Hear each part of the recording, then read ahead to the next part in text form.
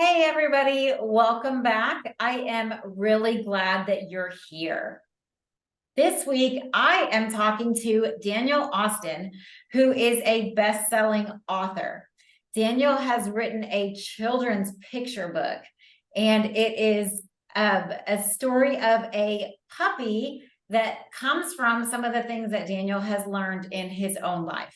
So we're going to talk about Daniel's book. We're going to talk about the reason behind his book and some other things that he would really like to be able to share. So Daniel, please tell us more about you. Well, my name is Daniel. I live in Kansas. Um, I I've lived there for most of my life. I love animals. I love theater, and I I've been diagnosed with autism since I was from an early age, and I'm actually one of four autistic children. In your family? Yes. Wow. Is it all four of you guys, or are there more than four and four of you are diagnosed? There's more than four. Um, when my mom was married to my dad, she had four of us, and we got diagnosed with autism at an early age. It's varying degrees. And when my mom remarried, she had two more children, and they are not autistic. Okay. That's a really interesting story. Yeah, just all of us. I'm diagnosed with ADHD, and so it's definitely really fascinating to see how even the same condition, the same diagnosis looks so different in different people. And I know some other families that have multiple kiddos with a neurodivergent diagnosis as well, autism or ADHD, and very similar to you, every one of their kiddos is very different. It's really, I think it's really cool to see how we can connect to other people who maybe think similarly to us. And we can also connect to other people that have the same diagnosis as us, but think completely differently. I think that's really amazing. So, Yeah. Daniel, tell me more about your book. What led to you creating this book? Well, I grew up with a golden retriever in my childhood. Her name was Chelsea. She was with us for only 3 years, but she was the best dog we ever had. And I grew up loving dogs, loving cats, wanting to do things with them in my life. I've worked in animal hospitals. I've worked in doggy daycares, and it was actually working for a doggy daycare that gave me inspiration to start writing children's books about dogs going to a doggy daycare. And I decided, hey, why not have the main character be a golden retriever puppy named Chelsea? So the first story I actually wrote is her of going to doggy daycare, and that's actually going to be a later book. But um, and then I decided, hey, why not write a beginning story for her? So that's how Chelsea's New Beginning started. Uh, that's how I was inspired to write Chelsea's New Beginning. It was from me. It was taking in my own experiences from work, from volunteering at animal shelters, and I was actually inspired by. Have you ever seen Homeward Bound 2? I don't know if I've seen two. I know I've seen one, and I've read the book, but I don't know if I've seen two. Yeah, Homeward Bound 2. Chance is told the story of a street dog who was rejected by his family, so he grew up to live on the street. So I just kind of took a little inspiration from that. And yeah, so that's how Chelsea's New Beginning was written. And I decided rather than make these just one-off stories, they're going to be a long, continuous um, uh, life story for this golden retriever, and there's going to be story arcs, and it's going to this series began with her finding her first family, and it's going to end with her at the end of her life. So Okay. I love that. I like how you took just inspiration and experiences from your own life to create this book. That's really amazing. And I'm glad that you had that dog in your life and had that experience with her. Daniel, I know that one of the things that's really important to you is just the concept of going for your dreams, going for your goals. Can you talk more about that? Yes. Lots of people go through life not knowing exactly what it is that they want. That's not a problem for me. My problem is not knowing what I want. It's having the resources and the support to get there. So one of the things I've always wanted to do is, well, write a book. Um, uh, since I loved books as a kid, I loved stories. I loved storytelling, and uh, and I also love acting. And that's another dream that that I plan to pursue. Um, get lessons and have the time to be able to audition and be on stage without it affecting the way I pay my bills. So, and um, and I just think it's really important for kids to have that, because I mean, I knew even back then that's what I wanted as a kid, but I felt like I didn't quite have the support I needed growing up, and I also wasn't really taught to assert myself and establish boundaries and really let other people know what it is that I want to do.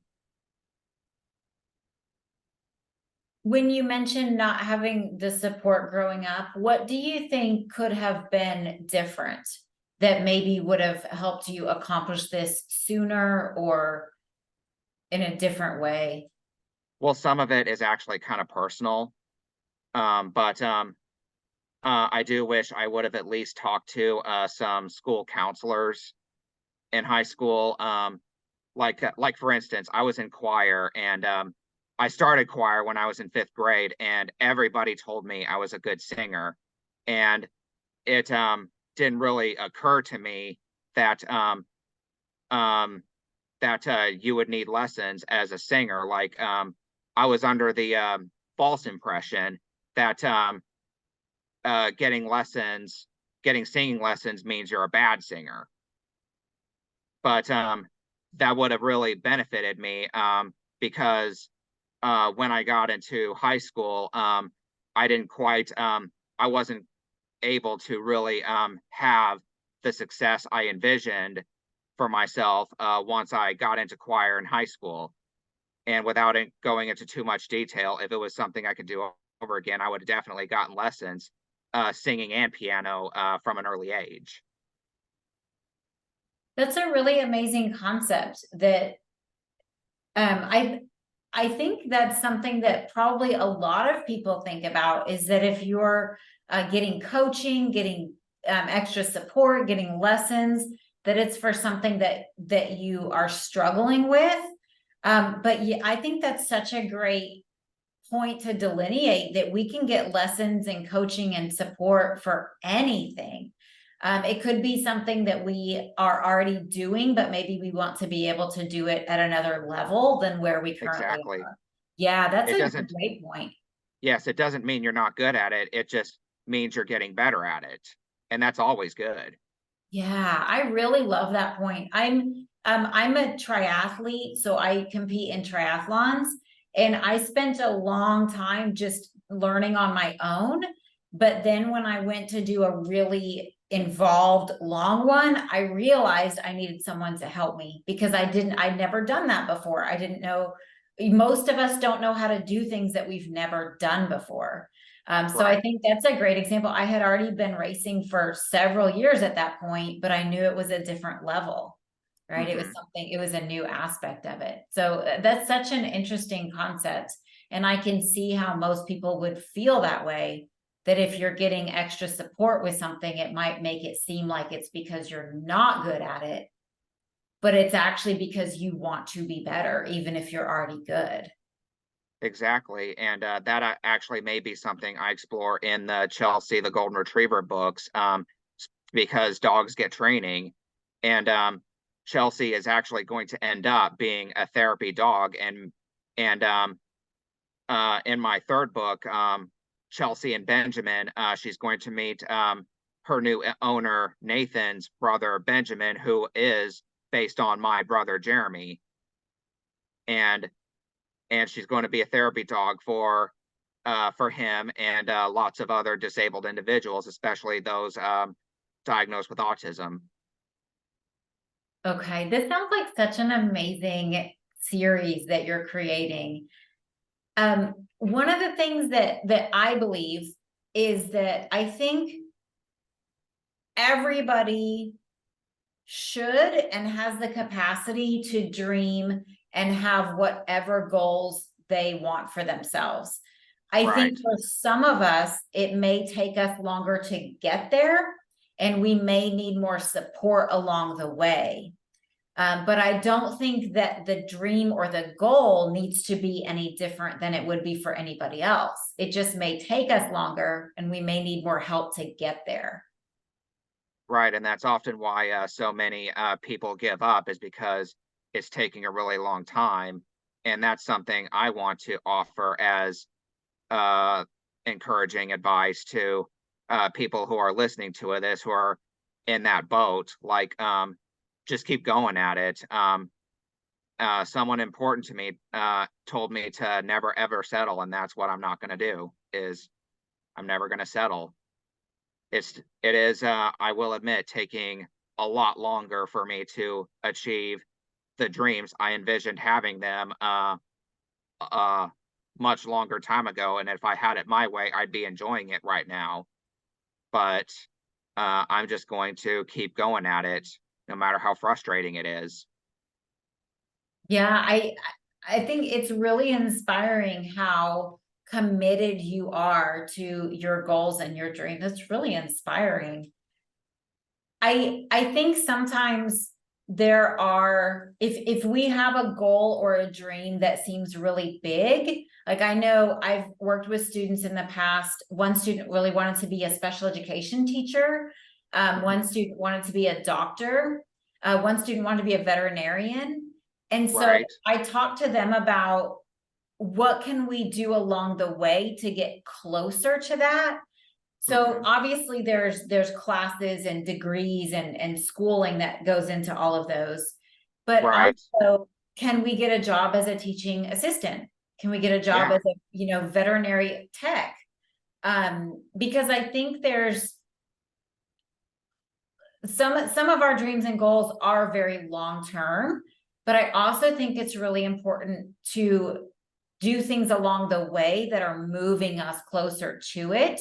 Did you have anything like that in your journey? Anything that you started doing that was moving you closer to where you are now? Um,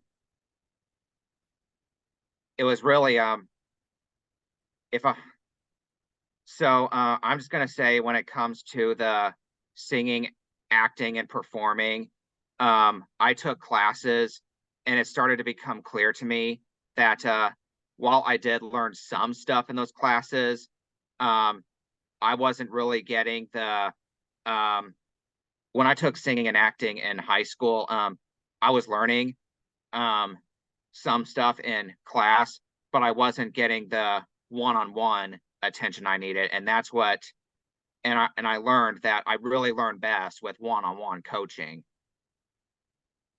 And that is also another thing. A lot of people don't have the money they need um, for the opportunities that would give them the training and the benefits that they need in order to, and the resources that they need to succeed. So that's just also been something I've been working on. It's just getting more money, and it's just been a struggle to spend my time working at a job that pays me only a few dollars for an hour of my time, and like not having the time or energy to be able to take these classes. Um, it's So for adults, it's especially challenging, especially when these adults are in my boat, like they didn't have the needed support and resources they had as a kid.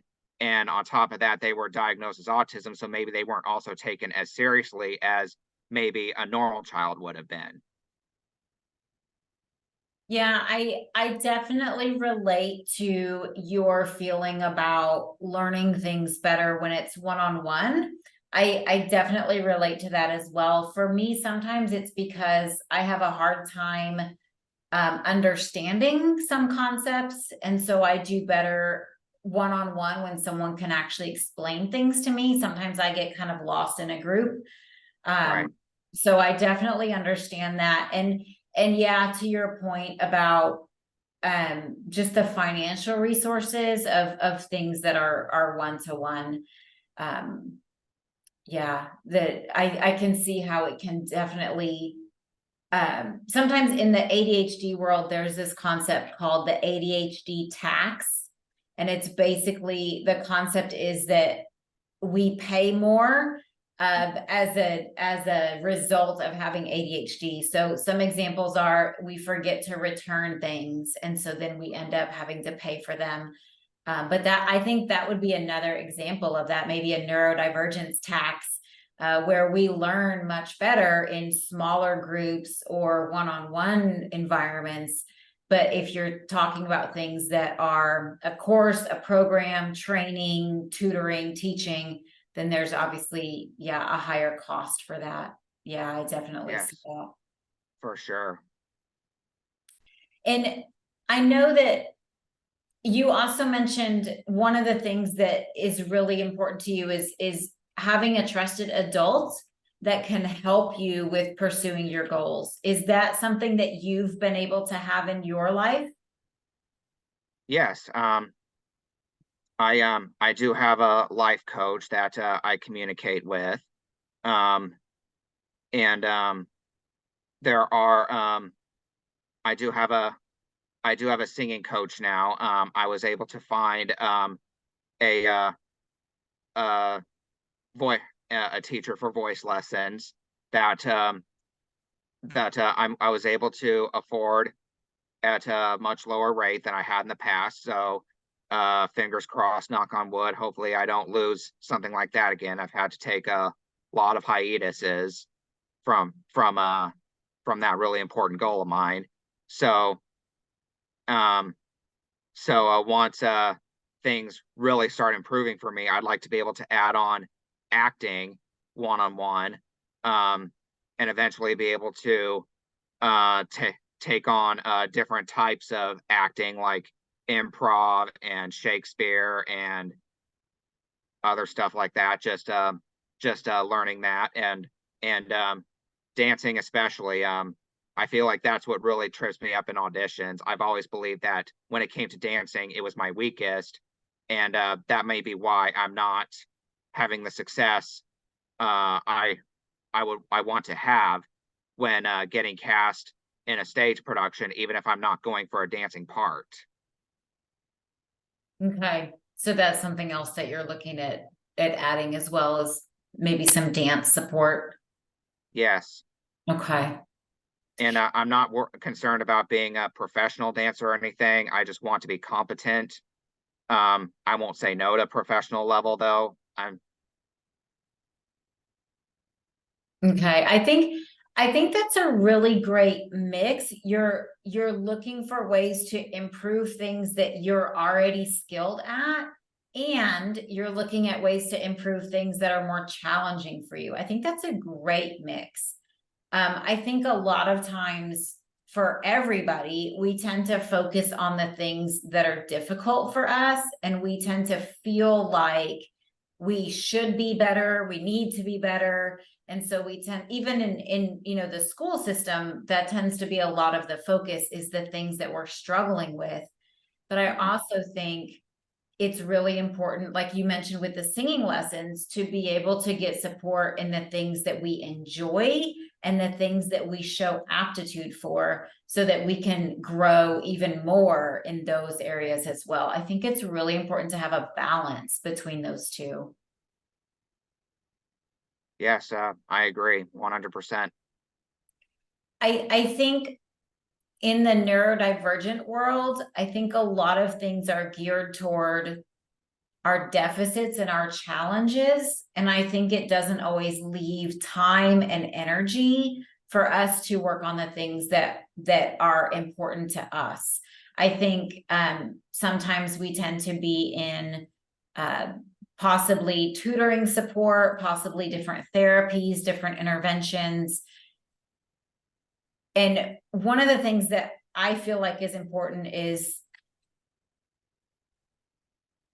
making sure that our kiddos are also able to be part of things that are supporting them emotionally, helping them feel like this is something they can help other people with. This is something that they're gaining skills at. This is something that's enjoyable to them, I think is another Yes, really important thing, is even if it's something we're struggling with, for that time to be enjoyable, because none of us learn when we're not having a good time, I right? agree. Yeah. Okay, back to the question about having a trusted adult. Why do you think that that is something that's really important? I mean, the trusted adult is going to have life experience, going to have your best interests at heart. They um, it's something really solid for um, kids to to hang their trust on, really. Um, and and it's also a way to uh, hold hold themselves accountable. Uh, it's a way for them to follow up on that goal. And if they run into any challenges on the way, they can have help. I really love all those points. I especially like the first couple things that you said, that they have life experience, right? Yes, Typically in the thing that they're supporting you with, right? They have yes, life experience and they have your best interest at heart. I really love that part too. yes. And a lot of times it can be your parent, but it can also be a teacher, a counselor, someone at church, a family friend, Yeah, absolutely. or any other family member. Yeah, yeah. I think that's a great point too, is that especially if we think about the life experience part of it, that sometimes our parents don't have that part of it. And sometimes I think sometimes parents feel like they have to be the ones to teach their kiddos kind of anything and everything their kids want to do. Um, but if we don't come from that background, if we don't have that life experience, we probably aren't the best person to teach that certain thing. Like I would never try to teach somebody singing lessons ever. And Right, so I think that's important too, is I think as parents, sometimes um, the feeling is that you have to be everything for your kiddos, but I don't think that's reasonable. And I don't think it's always in the best interest of your kiddos either.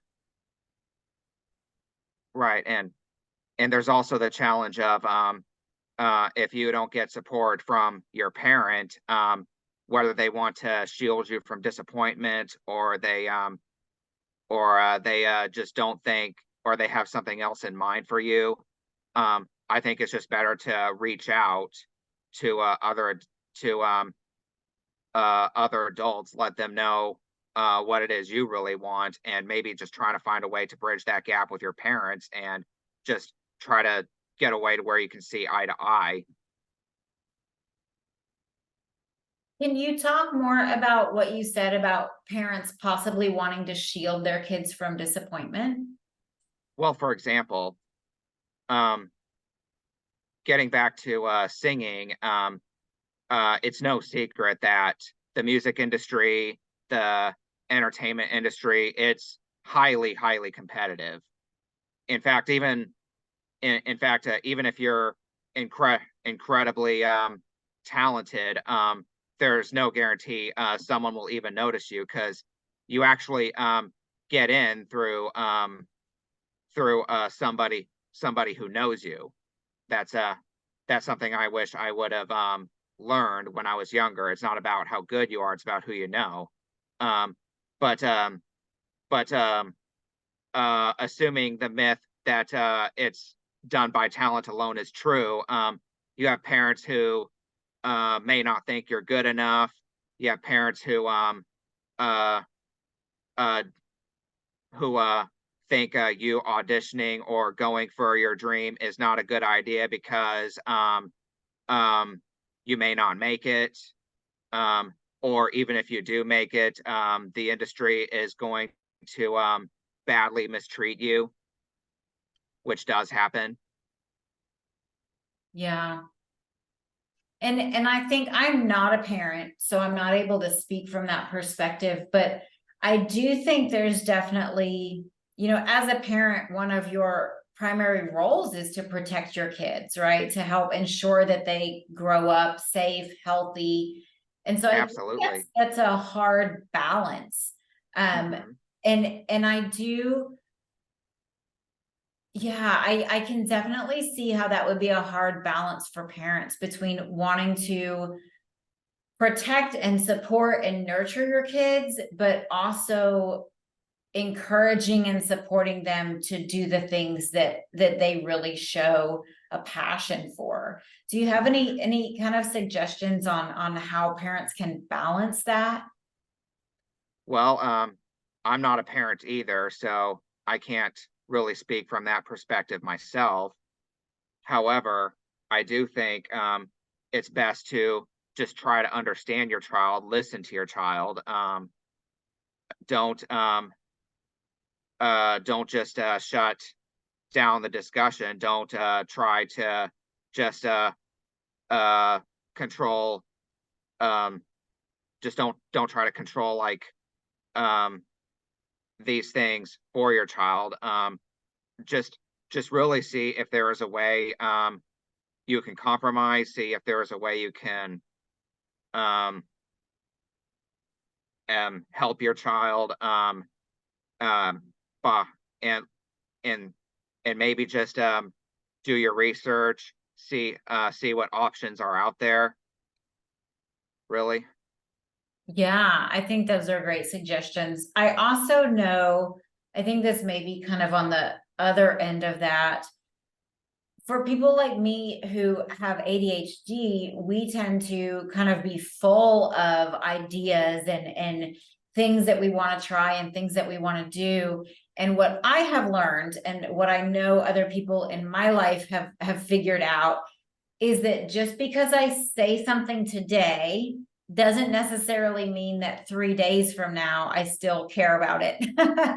Yeah. And but I think it's really important to just listen to what kids say, what ideas they have, what they're thinking about, even if you don't agree with it, even if you don't think it's a great idea, because either it will run its course and in a week or so it will no longer be an idea that they have, or your kiddo will be able to try and actually start to learn more about this topic or this goal or this dream that they have. Sometimes we learn things about it that make us realize, oh, that's really not for me. That's not something that I Exactly. enjoy. And that's also probably another thing I would advise is don't don't think that sheltering your kid is equal to protecting them. Yes, protect your kid. Don't shelter your kids. Mm-hmm. I think one way that these conversations could happen, because it's a tricky balance. I think one way these conversations could happen is if your kiddo comes to you with an idea of maybe something they want to be, something they want to try. I think one of the strategies that I really love to use that's just very non-judgmental, but helps my students be a little more aware is I might say something like, I wonder, I wonder what some of the outcomes might be if you tried that. And That's then just good. process with them, right? Because Right. part of the thing, whether you're a kiddo, whether you're impulsive, both of those situations, whether it's something you've never had experience with, we just don't always know, right? There's a lot that we don't always know. But even if we do learn those things, it doesn't mean that we don't still want to go for that goal. So I think it can be really helpful for somebody to just play that role and say, oh, I hear that you're really interested in this. What do you think that might look like, 3 years from now? Or what do you think you might need to do in order to accomplish that? Or how much money do you think you might need in order to pursue something like that? And it's a really good way to help the person, even me as an adult. If I had somebody in my life that did this with me, it's a really helpful way to help that person think about things that they might not have thought about, but Exactly. also to be supportive of the idea. Yeah. And I think there's definitely been things that I've had goals and dreams for, but once I got further into it, just realized that's not really going to make me happy. Or, Yeah, that you happens know, too. yeah, or I'm not willing to do what it takes to Mm-hmm. get there. But I think it's important that we come to that conclusion on our own, as opposed to, as you were saying earlier, somebody kind of shutting us Yes. down, right? Right. Because I also wanted to work with lions. Um, so like that became like my next dream after um kind of losing hope and making acting my career when I was in high school and early college. And uh people who were like in my circle, their method was to shut the idea down, say it's too dangerous, try to try to um show me evidence of why it's too dangerous, and it just made me want to do it more. Yeah. Yeah.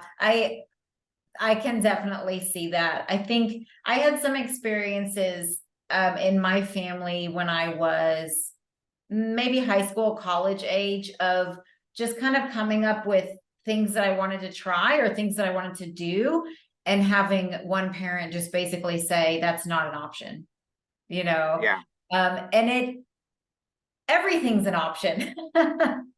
So I think it's when the answer's an immediate no, it can actually damage your relationship with that person. it Um, can.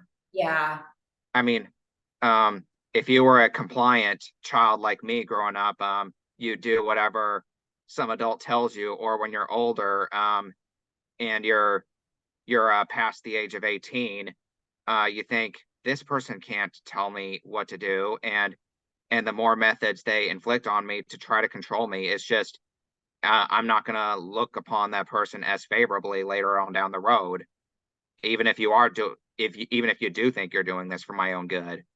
yeah. And I definitely was not a compliant child. I was a pretty disruptive child. But I do recognize that when an adult authority figure tells you that something, you can't do it, you shouldn't do it, as you mentioned, it's too dangerous, it's too far away, it costs too much. When someone who's older than you or more of an authority than you says things like that, we adopt those as the truth, right? Because Yes, we don't know any differently. And and so, they become limitations on you. yes, even at my age right now, I'm just now starting to realize and to learn that there's so many things that I didn't even know were possible. Yes, Because I have always been told that this is the way that things are done. I do want to add that I think for people, this might not be so appropriate for kids, but for people who are older, especially if you're an adult, I'm going through some big transitions in my life as we're recording this. I started joining Facebook groups about things that I didn't even know existed. And once you start to join Facebook groups, you start to get recommendations about other groups. And I am now in groups for things that I didn't even know that was a thing. And it's become really inspiring and motivating for me, to think about possibilities for my future that I didn't even know were things that people do. Mm-hmm. And so I think that's a really great strategy too. If you're on social media, you don't even have to engage in the groups. You don't have to say anything. You don't have to comment on anything, but you can go into the groups and you can read the questions that people are asking, the things that they're posting about, the stories that they're sharing. And it just opens your world up to things that, I mean, just a simplistic example, I'm in podcast groups, right, Daniel? That's how you and I connected, is in a podcast group. Yes. I am a bit further along in my podcast journey than a lot of people who are in the groups. And so there could be people who are in the group because they want to start a podcast, but have not started, but maybe they're getting all kinds of ideas and inspiration just from showing up in that group. I had a woman the day before we're recording this that reached out to me because I'm doing things in my business that she hasn't figured out how to do. And so she and I met on Zoom yesterday just so I could share with her what I figured out how to do and just support her in that way. Mm-hmm. So, not a huge fan of social media in general, but I do think there's tremendous power in Facebook groups. Even if you're not engaging, you can see the things other people are posting, and it can really open your world up to things that you might not have even realized were possible, or it can help you learn the steps that you didn't know you needed to take. Yeah. Are you in any groups that you would say have contributed to you being able to grow and move forward? Well, I don't really get on social media as often as I used to, but I actually have found a lot more like-minded groups in my community that do meet on Facebook. So that's encouraging. Yeah, I think it's also, you can connect with other people who are at a similar place to you in the same journey, right? Yes. So connecting to other people that are kind of going through the whole learning process in a similar industry or a similar career path or hobby or whatever it may be. Yes. So yeah. Okay, Daniel, is there anything else that you would like to share about your book, about your journey, about your advice? Well, I will say that um, you can get my book on Amazon. In fact, I have the book right here, Chelsea's New Beginning, and you can get it on Amazon right now. And I believe I also gave you a list of social media platforms that this is on that you can have your followers follow at those links. If you want to put those descriptions in the video where they can get my book and where they can follow Chelsea the Golden Retriever for updates on upcoming books. Yeah, we'll put that in the notes for the podcast and the YouTube channel as well. We'll put that in the notes so that you guys can find the book and follow Daniel's progress. Yes. So yeah, this is a book series that you and your kids will definitely want to follow. You do not want to miss out on this. And Daniel, let me ask you, what is what is the overall message of this book? What is the thing that you hope kids take away from it? Um, so I would say the overall message is never give up hope. There is someone out there who loves you.